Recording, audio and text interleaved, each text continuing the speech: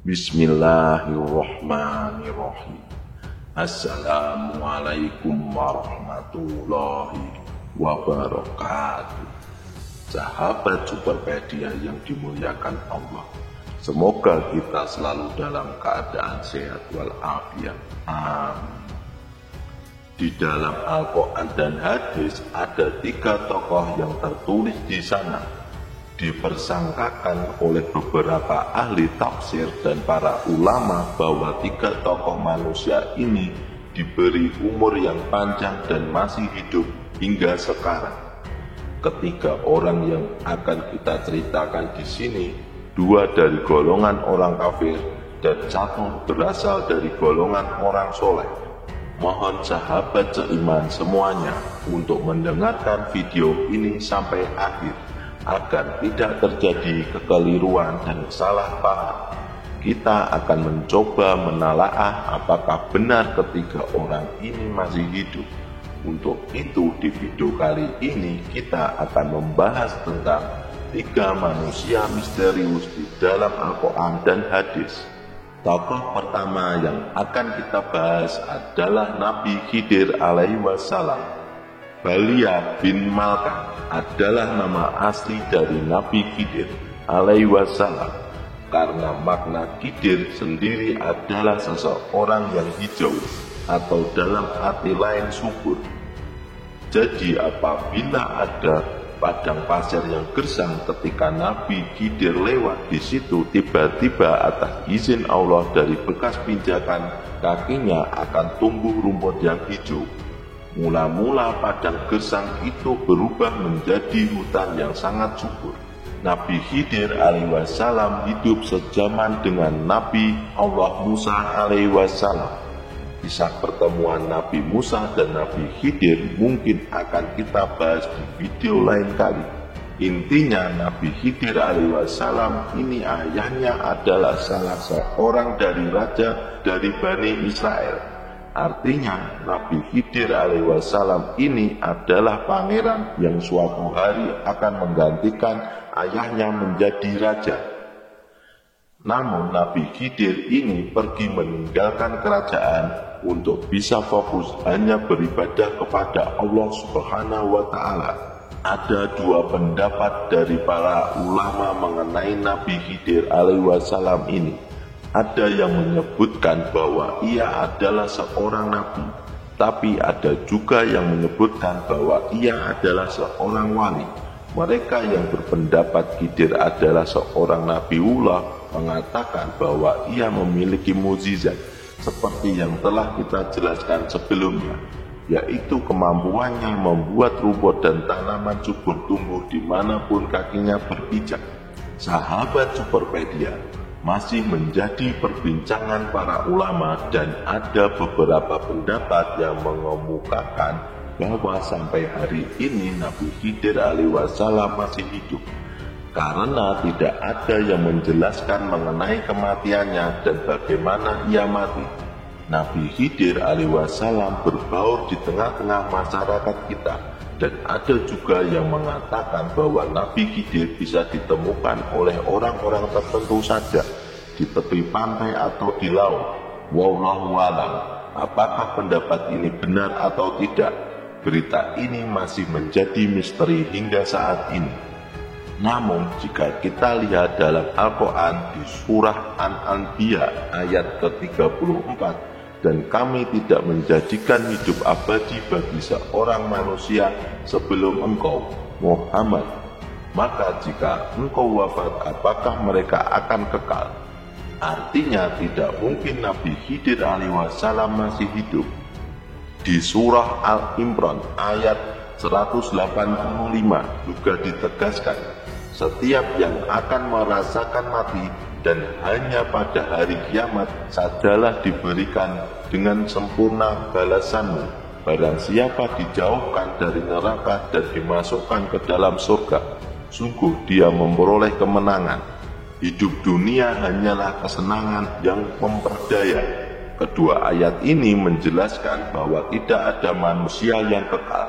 Jika Nabi Khidir alaihi wassalam masih hidup ketika zaman Rasulullah, tentu Nabi Khidir tidak akan tinggal diam saat Rasulullah dihina, dicaci, dan diusir oleh kaum kafirin, pasti Nabi Khidir alaihissalam akan mendatangi Rasulullah dan berperang bersamanya, karena Rasulullah SAW adalah Nabi untuk seluruh umat manusia. Pendapat ulama Hasan al-Basri mengatakan bahwa Nabi Khidir sudah wafat, karena tidak ada satupun hadis yang menetapkan bahwa Nabi Khidir alaihissalam masih hidup hingga saat ini.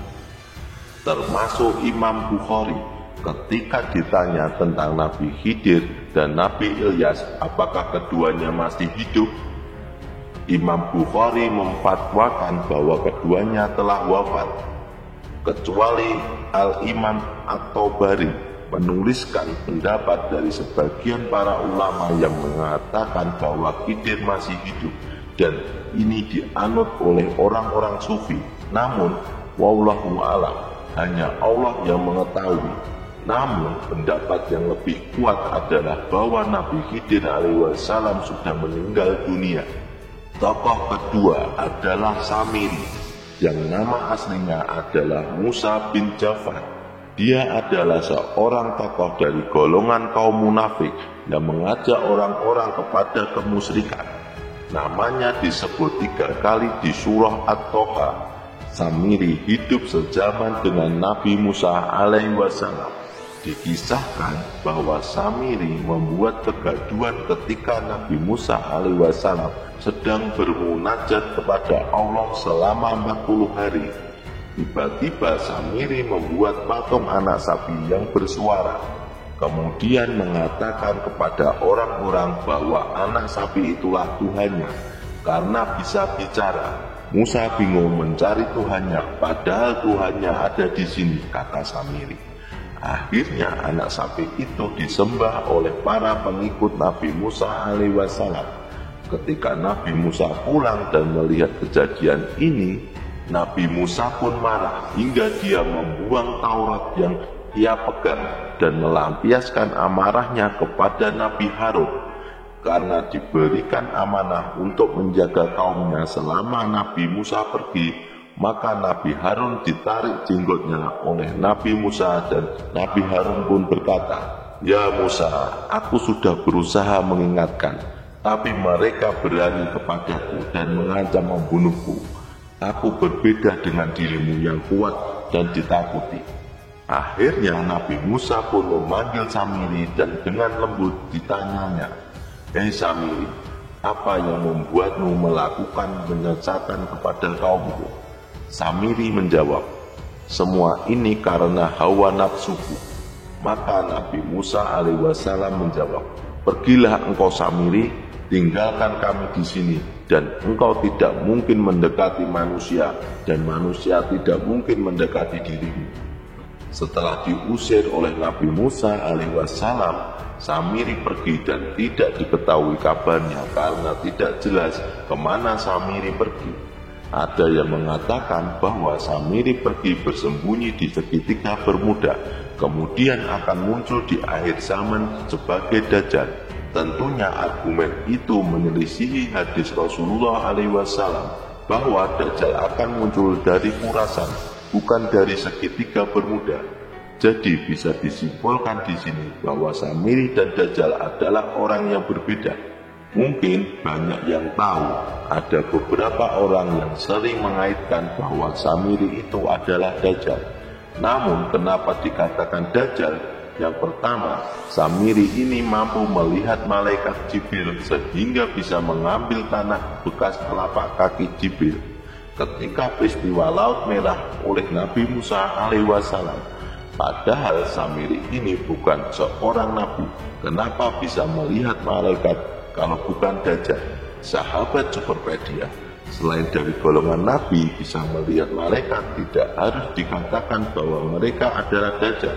Ada sebuah kisah dari sahabat Rasul Abbas bin Abdul Muttalib mengatakan bahwa ketika ia ditawan oleh seseorang pada peristiwa perang Badar, Abbas mengatakan bahwa orang yang menawannya memiliki bentuk memakai jubah putih dan menggunakan kuda putih. Lalu Nabi Muhammad SAW mengatakan, bahwa yang menangkapmu adalah malaikat. Nah, di peristiwa ini artinya Abbas melihat malaikat, padahal Abbas bukan seorang nabi. Maka dikatakan bahwa jika Samiri juga melihat malaikat, maka itu tidak harus berarti bahwa dia adalah Dajjal, apalagi nabi, karena hal ini menyelisihi ajaran Nabi Musa alaihissalam. Samiri adalah manusia biasa seperti kita, dan sangat mungkin bahwa Samiri saat ini sudah meninggal. Yang ketiga adalah Ibnu Sayyad. Beberapa sahabat Rasul mengatakan bahwa Ibnu Sayyad adalah Dajjal. Salah satunya adalah Umar bin Khattab. Menurut pendapat para ulama, Ibnu Sayyad memang dianggap sebagai Dajjal, tetapi bukan Dajjal akhir zaman, melainkan hanya Dajjal kecil. Dalam zaman yang sama, ada pedagang bernama Tamim Ad-Dari yang menceritakan kisahnya bertemu dengan Dajjal di suatu pulau kecil yang berada di tengah-tengah lautan luas. Ini bisa menjadi argumen bahwa Ibnu Sayyad bukan Dajjal akhir zaman, karena Ibnu Sayyad tinggal di Madinah, sedangkan Tamim Ad-Dari bertemu dengan Dajjal di sebuah pulau di tengah laut. Imam Ibnu Katsir juga mengatakan bahwa Ibnu Sayyad bukan Dajjal Akbar yang akan keluar di akhir zaman. Apakah Ibnu Sayyad masih hidup sampai sekarang? Ada kabar yang mengatakan bahwa ia tewas dalam perang Haram, pertempuran antara kubu Madinah dan kubu Syam. Di akhir hidupnya, Ibnu Sayyad belakangan masuk Islam, kemudian memiliki anak yang menjadi tokoh tabi'in yang hebat.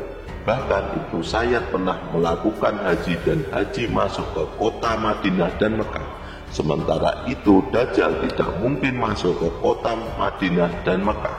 Dajjal itu kafir, sementara Ibnu Sayyad masuk Islam. Dajjal tidak punya anak, sedangkan Ibnu Sayyad memiliki anak, yang menegaskan bahwa Ibnu Sayyad bukanlah Dajjal. Lalu, mengapa banyak orang berspekulasi bahwa Ibnu Sayyad masih hidup?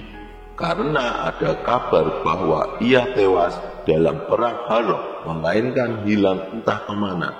Kata hilang ini menjadi dasar asumsi bahwa Ibnu Sayyad masih hidup sampai saat ini dan akan muncul di akhir zaman sebagai Dajjal.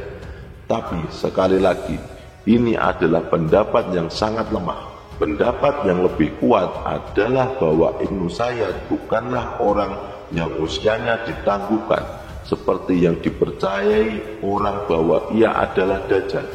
Jadi itulah kisah tentang manusia-manusia misterius dalam Al-Quran dan hadis.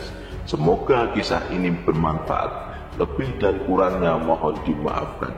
Yang benar datangnya dari Allah Subhanahu wa Ta'ala. Kesalahan datangnya dari saya pribadi sebagai manusia biasa. Sampai ketemu di kisah-kisah selanjutnya.